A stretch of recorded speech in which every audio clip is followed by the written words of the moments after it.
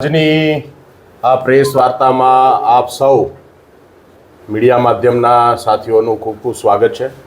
મારી સાથે આજે ઈશુદાનભાઈ ગઢવી એક અગત્યની જાહેરાત માટે અમે સૌ આપની સમક્ષ રૂબરૂ થયા છે.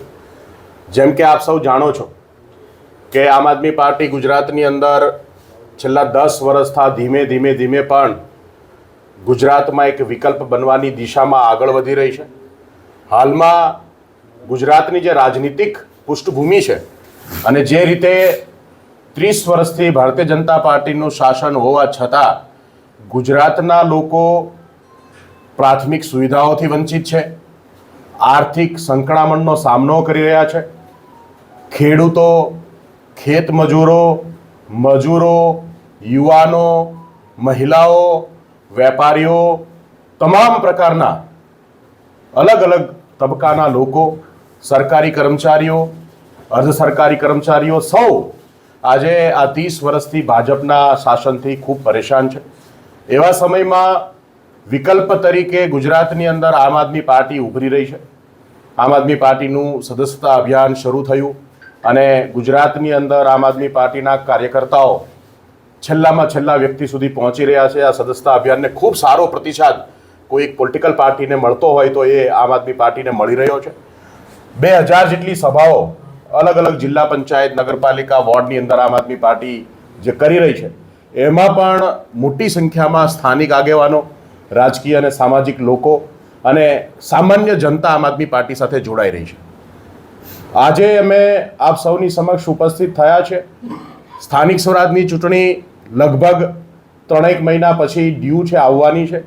સ્થાનિક સ્વરાજની ચૂંટણીઓમાં 10,000થી વધારે સીટો ઉપર તાલુકા પંચાયત, જિલ્લા પંચાયત, નગરપાલિકા, મહાનગરપાલિકાની અંદર આ મોટા ગુજરાતની સ્થાનિક સ્વરાજની સૌથી મોટી ચૂંટણી આવી રહી છે અને એની તૈયારીના ભાગરૂપે આમ આદમી પાર્ટી સતત સંઘર્ષ કરે છે, સતત લોકોની વચ્ચે પોતાની વાત લઈને પહોંચી રહી છે. આજે અમે ગુજરાતના યુવાનોને, ગુજરાતના એ લોકો કે જે ગુજરાતની આ પીડાથી વ્યથિત છે, ગુજરાતની આ પરિસ્થિતિથી વ્યથિત છે, એવા તમામ લોકોને રાજનીતિક પ્લેટફોર્મ ઉપર આવકારીએ છીએ. ગુજરાતના યુવાનોને આહ્વાન કરીએ છીએ, ગુજરાતના એવા તમામ લોકો કે જે ગુજરાતના લોકોની સેવા કરવા માંગે છે અને ભારતીય જનતા પાર્ટીની આ તાનાશાહી સરકારથી મુક્તિ અપાવવા માંગે છે, એવા તમામ યુવાનોને આહ્વાન કરીએ છીએ કે આ સ્થાનિક સ્વરાજની ચૂંટણીમાં આપ આવો. આપના વિસ્તારનું, આપના સમાજનું અને નેતૃત્વ લેવા માટેની આ એક તક છે અને એ તક માટે અમે ગુજરાતના આમ આદમી પાર્ટીના કાર્યકર્તાઓ સાથે સામાજિક રાજકીય આગેવાનોને પણ આમ આદમી પાર્ટીમાંથી ઉમેદવારી કરવા માટે આજે અમે એક ઉમેદવારી પત્ર, આમ આદમી પાર્ટીનું ઉમેદવારી પત્ર લોન્ચ કરી રહ્યા છીએ અને આ પત્ર જે છે એ ગુજરાતમાં તમામ લોકો કે જે આ ચૂંટણી લડવા માંગે છે એ લોકો ભરશે અને અમે એમને આહ્વાન કરીએ છીએ કે આવો અને નેતૃત્વ લો. આ જે ઉમેદવારી પત્ર છે એ ઉમેદવારી પત્ર અમે પબ્લિક માટે, ગુજરાતના લોકો માટે આજથી અહીંયા જાહેર મંચ ઉપર સોશિયલ મીડિયાના માધ્યમથી અને લોકો સુધી પહોંચાડવાના છે. આ પત્ર ભરી અને અમારા જે જિલ્લા યુનિટ છે આમ આદમી પાર્ટીના જિલ્લા પ્રમુખો, લોકસભા પ્રમુખો, વિધાનસભાના ઇન્ચાર્જો, આ લોકોને સ્થાનિક લેવલે પણ ભરીને એમને સબમિટ કરી શકાય, એમને સુપ્રત કરી શકાય. સાથે એક વોટ્સએપ નંબર છે, એ વોટ્સએપ નંબર ઉપર આ ફોર્મ જે છે એ ફોટોકોપી એમને મોકલી શકાય. સાથે એક ઈમેલ એડ્રેસ છે, એ ઈમેલ એડ્રેસ ઉપર ફોર્મ ભરી અને એ ઈમેલ પણ કરી શકાય અને સાથે આમ આદમી પાર્ટીનું જે પ્રદેશ કાર્યાલય છે એ પ્રદેશ કાર્યાલયના એડ્રેસ ઉપર પોસ્ટથી અને કુરિયરથી પણ આ ફોર્મ મોકલી શકાય. અને આ ફોર્મ એક વખત જ્યારે સબમિટ થશે, જ્યારે ફોર્મ આવશે ત્યારે અમે સારા અને સનિષ્ઠ લોકોનું સ્ક્રુટની કરી અને ગુજરાતના યુવાનોને, ગુજરાતની મહિલાઓને, ગુજરાતના અલગ સમાજ અને તબક્કામાંથી આવતા લોકોને નેતૃત્વ કરવાની તક જે છે એ આમ આદમી પાર્ટી આપવા જઈ રહી છે. તો આ ફોર્મ આમ આદમી પાર્ટીના કાર્યાલય સુધી પહોંચ્યા પછી એની સ્ક્રુટની થશે અને આગામી સમયમાં આમ આદમી પાર્ટીની ચૂંટણી સમિતિઓ જેની રચનાઓ થશે અને એની અંદર જે કોઈ ઉમેદવારો લાયક હશે, જે ઉમેદવારો ચૂંટણી લડી શકે, લોકો માટે સારામાં સારું કામ કરી શકે, એવા લોકોને આમ આદમી પાર્ટી જે છે ઉમેદવારી નોંધાવવા માટે એમની પસંદગી જે છે એ કરવાની છે. તો વિશેષમાં આપ સૌ સાથીઓ આજે અમારી વચ્ચે ઉપસ્થિત છે હું આપ સૌને વિનંતી કરીશ કે આ જે ફોર્મ છે અમારું, એ ફોર્મ આપ એક વખત લોકો સુધી બતાવી શકો. 4 પાનાનું આ ફોર્મ છે. એની અંદર અમે વ્યક્તિગત ઉમેદવારની પોતાની વિગતો, એમનો સામાજિક રાજકીય અનુભવ, એમની પરિવારની વિગતો અને સાથે સાથે એ જે એમનો અનુભવ છે અને એમની સાથે કેટલા સ્થાનિક લોકો, સ્થાનિક આગેવાનો જોડાયા છે કે જે એમને ઉમેદવારી એના પોતાના વિસ્તારના નેતૃત્વ કરવા માટે ટેકો આપે છે, એવા ટેકેદારોની પણ વિગતો અમે આ ફોર્મના માધ્યમથી મંગાવી રહ્યા છે.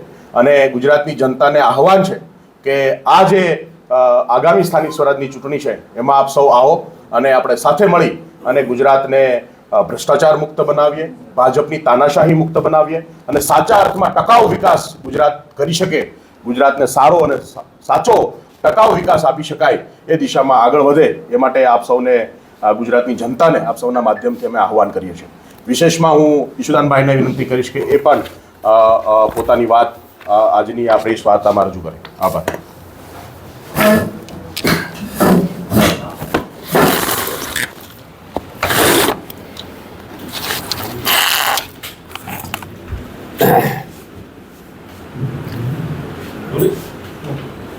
આજે ગુજરાતમાં જે ન્યાય માંગે છે, ન્યાય આપવાની વાત તો દૂર રહી, ન્યાય માંગે છે અથવા તો પોતાની દુકાનો બચાવવા માટે, પોતાનો ધંધો વ્યવસાય બચાવવા માટે, પોતાનું ગુજરાન બચાવવા માટે, પોતાનો ગુજરાન અને દીકરા અને સંતાનોને ભરણ પોષણ માટે, પેટમાં ખાડો પુરાય એ ચલાવવા માટે એક મહિલાએ જીવ આપવો પડે છે. આ ગુજરાતની ભાજપના મોડલની વરવી વાસ્તવિકતા છે.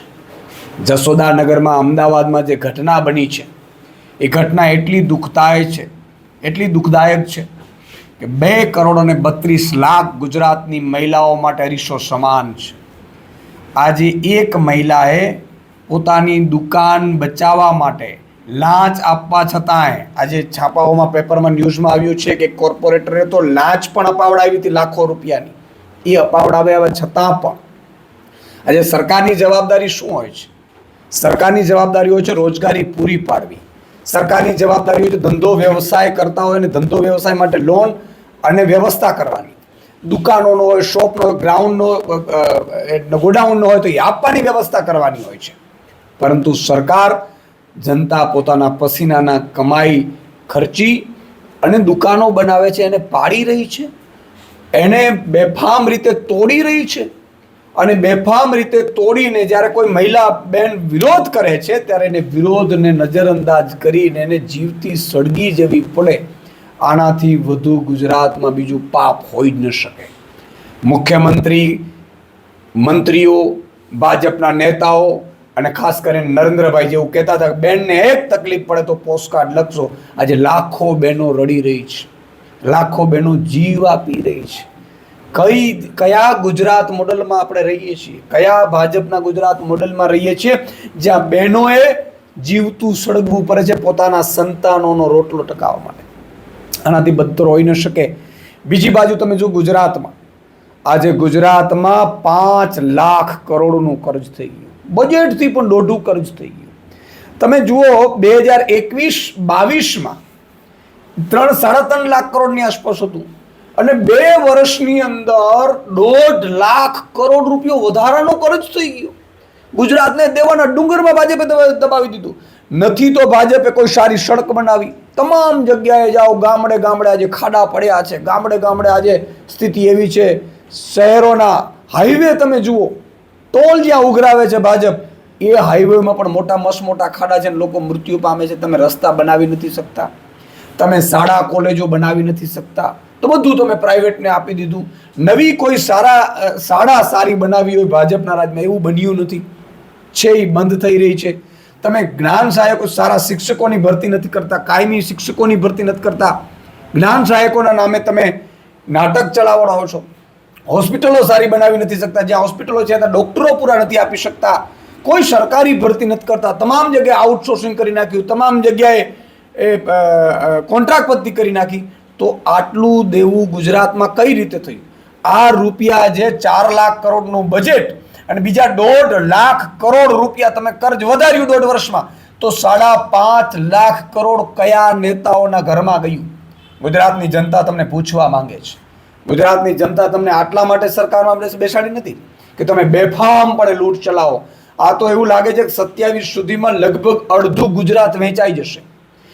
એક બાજુ તમે જુઓ કે કંપનીઓને, મસ્ત મોટી કંપનીઓને 1 રૂપિયા ટોકને જમીનો આપવામાં આવે છે, એને બધી સુવિધાઓ આપવામાં આવે છે, અને ટેક્સ ફ્રી આપવામાં આવે છે, અને વીજળી ફ્રી આપવામાં આવે છે.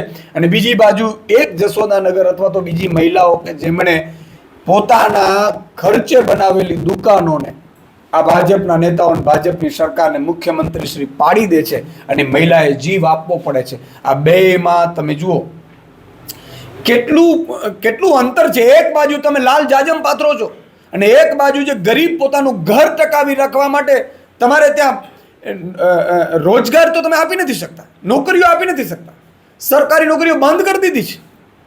અને એના સંતાનોના ભરણ પોષણ માટે કોઈ દુકાન ચલાવે ને એ દુકાન પાડવા ન પાડવા આજીજી કરે ને છતાં એની જીવતી સળગી જવું પડે. એક આ ગુજરાતનો ભાજપ મોડલ. બીજી બાજુ તમે જુઓ, મુખ્યમંત્રી 200 કરોડના ચાર્ટર પ્લેનમાં રખડી રહ્યા છે, મુખ્યમંત્રી હેલિકોપ્ટરમાં રખડી રહ્યા છે, મંત્રીઓ બેફામ ખર્ચા કરી રહ્યા છે. એક મંત્રી 2500 કરોડ રૂપિયાને ગરીબોના મનરેગા ખાઈ જાય એ ચાલુ છે, મંત્રીમાં છે. અને છતાંય તમે જુઓ કે ગુજરાતના આખા 7.5 કરોડ નાગરિકોની હાલત એટલી દયનીય બની ગઈ છે કે એક બાજુ દેવાના ડુંગર નીચે દબાઈ રહ્યું છે ગુજરાત, અને બીજી બાજુ નેતાઓ ભાજપના મહેલમાં છે, ચાર્ટર પ્લેનોમાં રખડે છે. આ બહુ જ વિપરીત આખી પદ્ધતિ થઈ ગઈ છે ભાજપની. મારે ગુજરાતની જનતાને વિનંતી કરવી છે કે આગામી તાલુકા જિલ્લા પંચાયતની ચૂંટણી આવી છે, નગરપાલિકાની, મહાનગરપાલિકાની ચૂંટણી આવી રહી છે. એમાં મને ખબર છે કેટલાય સારા નેતાઓ છે ભાજપના, એને ટિકિટો કાપવાનો અત્યારથી કહી દીધું છે કે તમે આટલા રૂપિયા આપો, આટલા રૂપિયા આપો. ભાજપ આ ખેલ કરી રહી છે. ત્યારે મારે એવા નવયુવાનોને વિનંતી કરવાની છે જે લોકો સમાજ સેવા કરવા માંગે છે. એ લોકો અમારા આમ આદમી પાર્ટી જે અત્યારે ફોર્મ ભરી રહી છે, ખૂબ બધું જ્યારથી વાત ચાલુ થઈ છે ત્યારથી લોકો ઇન્ક્વાયરી કરી રહ્યા છે. સારા લોકો આમ આદમી પાર્ટીમાં જોઈન થઈ રહ્યા છે. તમને આશ્ચર્ય થશે, છેલ્લા 20 દિવસની અંદર ગ્રાઉન્ડ ઉપર 10,000થી વધુ લોકો આમ આદમીમાં, ભાજપ કોંગ્રેસના જોડાયા છે, અને 6 લાખ લોકો મિસ કોલ મારીને આમ આદમી પાર્ટીમાં છેલ્લા 1.5 મહિનામાં જોડાયા છે. એમનો અમને આનંદ છે. હજારો લોકો અત્યારે પણ જોડાઈ રહ્યા છે. અને આખી વિકાસની જે ભાજપની જે આભા ઊભી કરેલી છે, ખોટા વિકાસ થયો છે પણ ભાજપના નેતાઓનો, કેટલાક ઉદ્યોગપતિઓનો. એટલે આ જે વિપરીત પરિસ્થિતિ છે, ગરીબ મધ્યમ વર્ગ અત્યારે પીડાઈ રહ્યો છે, જેને રોજગાર ચલાવવા માટે મરવું પડે છે. તમે જુઓ, એક ખેડૂત છે, એને મરવું પડ્યું પોતાનો ન્યાય માંગવા માટે, ભાવફેર લેવા માટે. અહીંયા મહિલાએ મરવું પડ્યું પોતાની દુકાન ચલાવવા માટે. અને બીજી બાજુ ઉદ્યોગપતિઓને બેફામપણે નાણાં આપવામાં આવે છે, બેફામપણે સહયોગી સાથ જમીનો આપી દેવામાં આવે છે, હોસ્પિટલો આખી ઉદ્યોગપતિઓને સોંપી દેવામાં આવે છે. એટલે આ વરવી વાસ્તવિકતા ગુજરાતની છે. એનાથી ગુજરાતની ભાજપના બરડામાંથી છોડાવવા માટે એક જ પાર્ટી એ છોડાવી શકે એમ છે ને, એ આમ આદમી પાર્ટી છે. અને આમ આદમી પાર્ટી અડીખમ રીતે લડી રહી છે. ત્યારે મારે આશ્ચર્ય સાથે એક બીજી વાત પણ આપની સમક્ષ મૂકવી છે કે ભાજપે એક બીજું ખેલ અપનાવ્યો છે. અત્યાર સુધી ભાજપ કોંગ્રેસ ભાઈ હતા, માસિયાઈ ભાઈ હતા. ભાજપવાળા કોંગ્રેસવાળાને એમ કે તમે ધંધા લઈ લ્યો, સત્તામાં ન આવો, તમારી ટિકિટો અમે આપીએ. બીજી બાજુ કોંગ્રેસવાળા વર્ષોથી એને સત્તા આપ્યા જ રાખે, એટલે પ્રજા નિરાશ થઈ ગઈ કે આ ભાજપને હરાવી શકાય એમ નથી. જ્યારે આમ આદમી પાર્ટી હરાવવાનું ચાલુ કર્યું અને હજારો નીચેથી લોકો આમ આદમી પાર્ટીમાં જોડાઈ રહ્યા છે ભાજપ કોંગ્રેસના, ત્યારે ભાજપના કહેવાથી કેટલાક મૂળ કોંગ્રેસી જે આમ આદમી પાર્ટીમાં આવ્યા છે એને પણ ભાજપે તોડવાનું શરૂ કર્યું છે, ખેલ આપ્યું છે. પણ મારે બધાને વિનંતી કરવી છે કે તમારા કેરિયર દાવ ઉપર મૂકો છો. જે કોંગ્રેસમાં અત્યાર સુધી જોડાયા છે એમને પૂછી લો એમના હાલ શું થયા છે. છેલ્લા 1.5 વર્ષમાં કોંગ્રેસમાં જે આમ આદમી પાર્ટીના નેતાઓ જોડાયા એમના કોંગ્રેસે બેહાલ કરી નાખ્યા છે. એને કોઈ પદ નહીં, કોઈ જવાબદારી નહીં, હાંસિયામાં ધકેલી દીધા. એ તો માત્ર ભાજપના કહેવાથી તમને લે છે. તો કેટલાક બિચારા સારા કાર્ય સજ્જન વ્યક્તિઓને પણ ભ્રમિત કરવાની કોંગ્રેસ કોશિશ કરી રહ્યું છે ભાજપના કહેવાથી. એટલે મારે એ બધામાં પણ વિનંતી કરવી છે કે કોંગ્રેસના અદના કાર્યકર્તાઓને પણ મારી વિનંતી કરવી છે, કોંગ્રેસ ઉપર વિશ્વાસ કરતા નહીં, કારણ કે 30 વર્ષથી આ બંને તમને ને મને લૂંટ્યા છે. અને આપણે કોંગ્રેસની સરકારે જોયેલી છે 30 વર્ષ ગુજરાતમાં, એ પણ ખેડૂતોને ગોળીઓ વરસાવી હતી.